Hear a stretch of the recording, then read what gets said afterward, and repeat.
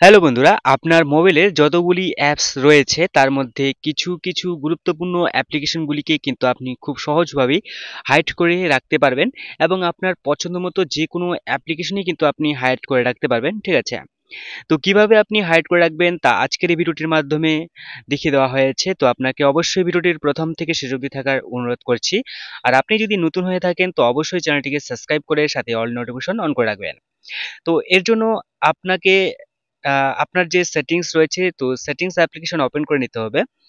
ঠিক আছে? এরপর আপনি হোম স্ক্রিন যে রয়েছে এই হোম স্ক্রিন আপনি ওপেন করে নেবেন।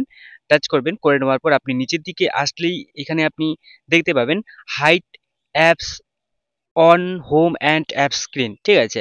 তো এখানে ক্লিক করবেন। ক্লিক করে নেওয়ার পর আপনার এখানে সাজেস্ট চলে এসেছে যে আপনি কি মানে কোন অ্যাপ্লিকেশনগুলিকে আপনি লক করতে চাইছেন বা হাইড করে রাখতে চাইছেন। ঠিক আছে? তো যেসব আপনি অ্যাপস হাইড করে রাখতে পারবেন সেইসব অ্যাপস কিন্তু এখানে শো হবে। ঠিক আছে? যতগুলি অ্যাপস এখানে শো হবে আপনি চাইলে প্রত্যেকটি অ্যাপ্লিকেশনকেই কিন্তু আপনি হাইড করে রাখতে পারবেন। ঠিক আছে? তো এখানে আপনার পছন্দ মতো আপনি যেকোনো অ্যাপ্লিকেশন বা অ্যাপসগুলিকে আপনি সিলেক্ট করবেন। শুধুমাত্র আপনি সিলেক্ট করবেন। ঠিক আছে?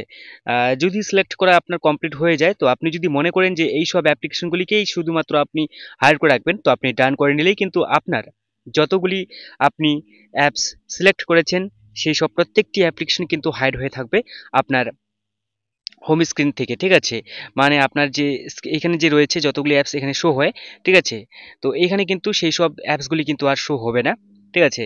এবং আপনি যদি সেগুলিকে ওপেন করতে চান তো আপনাকে খুঁজে নিতে হবে অথবা আপনি প্লে স্টোর থেকে কিন্তু ডাইরেক্টলি সেখান থেকেও কিন্তু ওপেন করে নিতে পারবেন। ঠিক আছে? এইভাবে।